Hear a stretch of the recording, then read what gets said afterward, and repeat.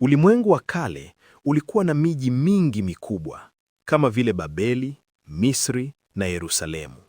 Lakini kulikuwa na mji mmoja ambao jina lake lilisababisha hofu kuenea kwa mataifa yote. Mji ambao sifa yake iliandikwa kwa damu. Ulisimama kwa nguvu, ukakatisha ulimwengu tamaa. Mji huo ulikuwa Ninawi. Ninawi ulikuwa mmoja wa miji ya kushangaza zaidi ya ulimwengu wa kale. Pia ulikuwa moja ya miji ya ajabu zaidi kuwahi kujengwa.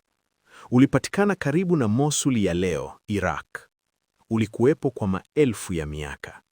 Katika nyakati za kale, kando ya mto Tigris, ilisimama Ninawi, mji mkuu wa dola ya Ashuru.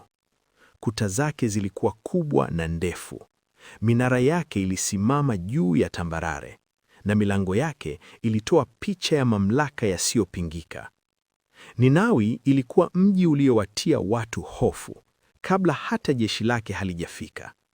Waashuru walikuwa wataalamu wa vita, lakini hawakutumia nguvu tu kushinda. Walitumia hofu kama silaha ya kwanza.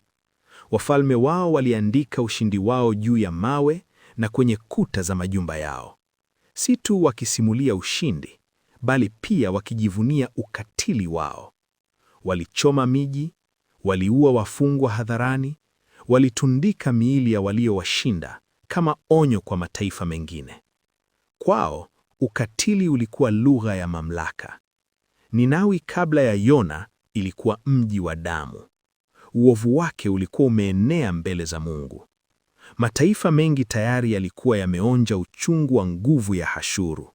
Vijiji viliporwa, mali zilitwaliwa, wanawake na watoto walichukuliwa mateka, na watu wengi walipelekwa utumwani.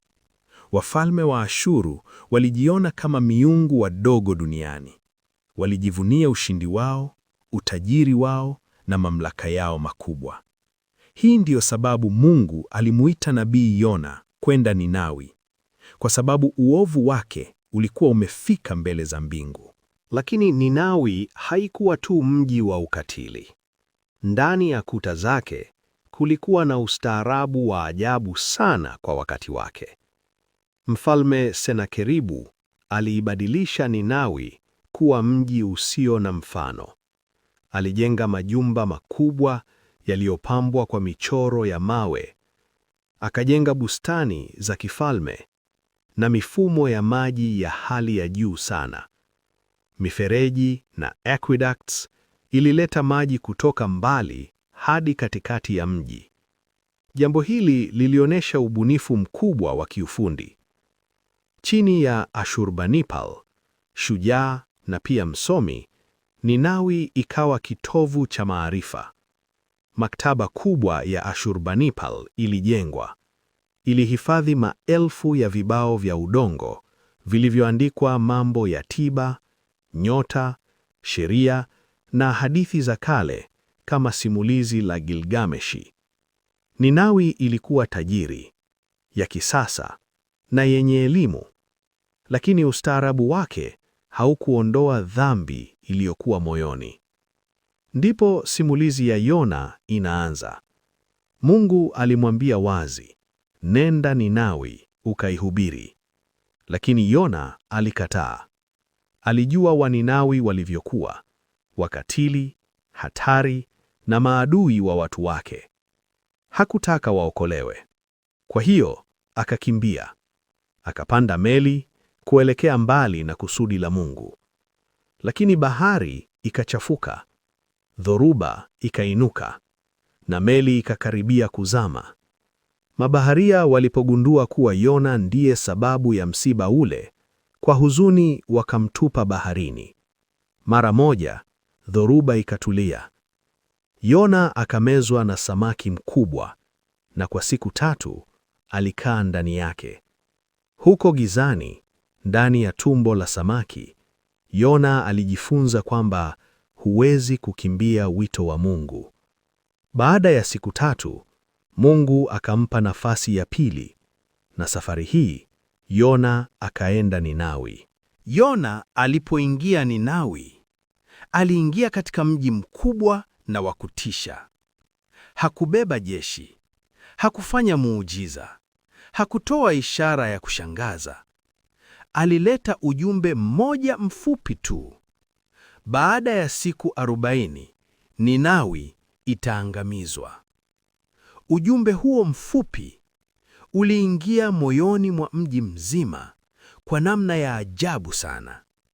Kuanzia maskini hadi tajiri, kutoka sokoni hadi ikulu, watu wakashtuka, wakaamini, wakatubu, wakaweka pembeni kiburi chao, wakavaa magunia, wakafunga, wakajinyenyekeza mbele za Mungu.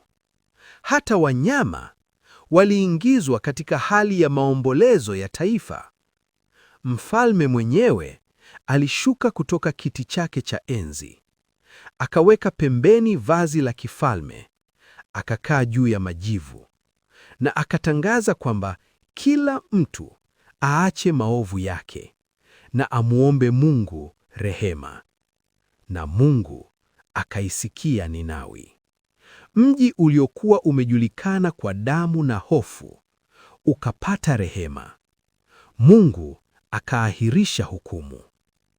Hii ilikuwa moja ya mifano mikubwa zaidi ya rehema katika Biblia, kwamba hata mji wa kikatili zaidi duniani ungeweza kupata nafasi ya pili kama ungejinyenyekeza. Lakini jambo la kushangaza ni kwamba Yona mwenyewe alikasirika. Hakutaka maadui zake waokolewe. Hapo Mungu akamfundisha Yona somo kubwa. Rehema ya Mungu si ya watu wachache tu. Rehema yake inawafikia hata wale ambao dunia imewaona kuwa wabaya kupita kiasi. Miaka ilipita. Hofu ya hukumu ikapungua. Toba ikafifia. Kizazi kipya kikakua ndani ya Ninawi bila kumbukumbu ya kina ya siku ile waliponyenyekea mbele za Mungu.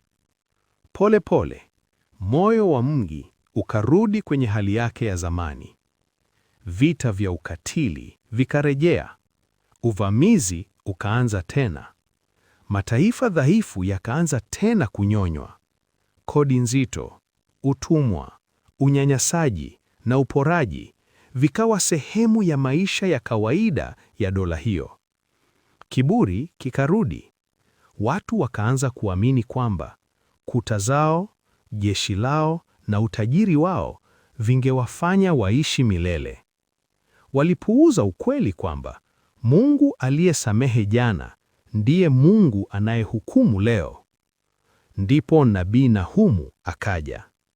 Lakini safari hii ujumbe haukuwa wa rehema tena, haukuwa wa nafasi ya pili. Ulikuwa ujumbe wa hukumu. Nahumu aliuita Ninawi mji wa damu uliojaa uongo na uporaji. Alitabiri kwamba siku moja mto ungekuwa adui wa Ninawi, kuta zingevunjika na moto ungeiteketeza. Wakati huo, maneno hayo yalionekana kama ndoto isiyowezekana. Ninawi ilikuwa bado ngome kubwa, yenye jeshi kali, yenye kuta imara. Lakini historia ilikuja kuthibitisha kwamba neno la Mungu halishindwi. Mwaka 612 kabla ya Kristo, Wababeli na Wamedi waliungana dhidi ya Ninawi. Mzingiro ukaanza. Kwa muda, mji ulijaribu kusimama. Kuta zake kubwa zilionekana kuwa kinga isiyoweza kuvunjwa. Lakini ghafla, mto Tigris ukafurika. Maji yakadhoofisha sehemu za ukuta. Ulinzi ukavunjika. Jeshi la adui likaingia ndani ya mji. Moto ukawaka, majumba yakateketea, milango mikubwa ya kifalme ikaanguka. Mji uliowahi kutisha dunia nzima ukawa majivu. Ndani ya muda mfupi, dola ya Ashuru ikaanguka. Ulimwengu haukulia anguko lake. Mataifa mengi yalifurahia mwisho wa mji wa hofu. Baada ya kuanguka kwake, Ninawi ilisahaulika kwa karne nyingi.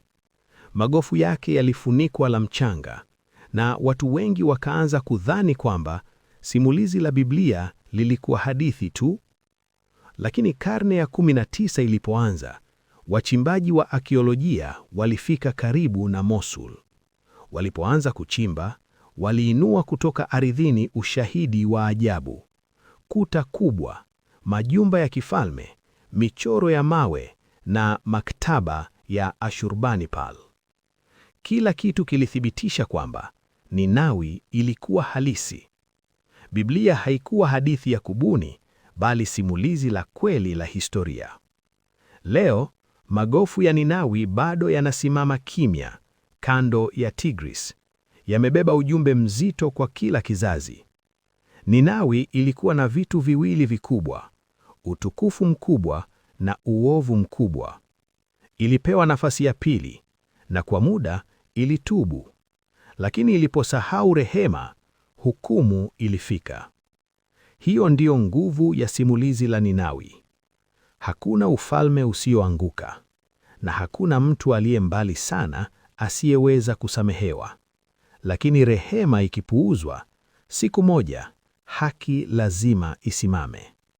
Swali ambalo Ninawi inaliacha kwa kila mtu anayesikia hadithi yake ni hili: ukipewa nafasi ya pili, utaifanyia nini?